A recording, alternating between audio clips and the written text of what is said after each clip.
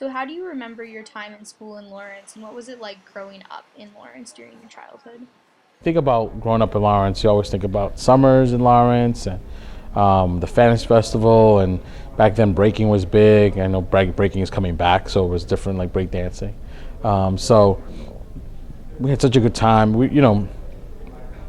weren't well off. We didn't know that we weren't well off. So it really didn't matter to us. We all kind of lived in the projects. We had friends living in the projects, and it was a very rich experience. So, what is your stake in the Lawrence public schools, and how can we fix them? I'm a public school kid, so I always want to make sure we have good public schools. And I went to public college at UMass Amherst, and so, I grew up in public housing, and I got my education through the GI Bill. So, all these opportunities that we've had in public policies, I feel like we have to make sure we keep because it was such a big part of my life.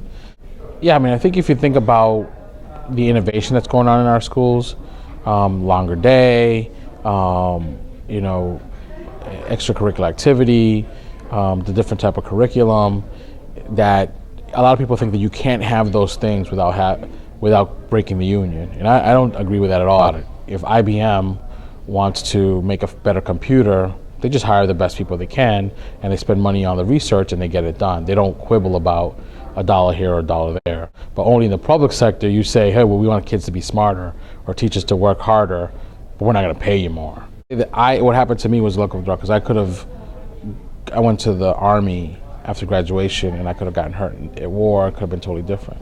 But we know that if kids get supported at home and in the classroom and after school, and could get, definitely get it encouraged, that makes a difference.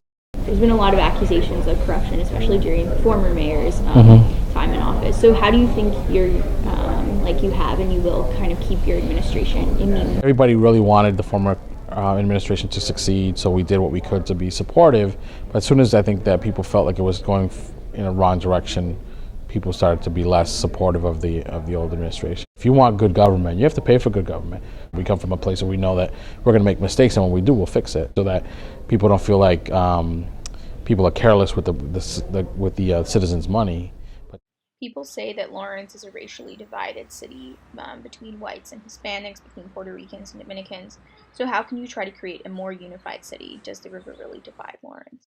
The number of Hispanic people in this community is just so big that the river doesn't really divide it. We're going to celebrate all the cultures. We just brought back the St. Patrick's Day Parade. We're trying to make the Hispanic festival the biggest Hispanic festival in the Northeast. We're going to again herald the Feast of the Three Saints, which is the Italian festival we have, along with our Labor Day festival, the Red and Roses Festival. The more we celebrate each other's cultures, the more I think that you get acceptance and understand. The reality is, we've been living next to each other for a very long time, and the idea of problems around those lines are a little passé. Part of it is it's an easy script to do. Everybody like, oh, it's easy. They must be against each other, but they're really not. And the Puerto Rican and Dominican thing really changed, kind of like the Italian-Irish thing. There used to be a problem between Irish, and when they started intermarrying, it kind of like goes away. The article, Lawrence, City of the Damned, I think from the outside looking in, a lot of people still sort of think of Lawrence in that light. How are you trying to change that? So we're smiling more, and we're saying, come on down to Lawrence, everything's good, and we're a great place to be, and it's important to us to be safer, then we'll pay for that. So first of all, I'm not denying that we have a perception problem. And second of all, we're going to highlight all the good stuff we're doing. My predecessor always used to say the great city of Lawrence. And I don't ever say that, because I think when somebody says something about something being great, it's a third party that's saying that. You don't really bestow greatness on yourself. We're trying to change the story about us. The reality is that what the perception is compared to the reality is not that close. We should all be willing to risk failure for success. We're working hard at it. It's not going to be easy. Our perception is not 4 years in the making. Our perception is 20 years in the making. I'm optimistic we'll get it done.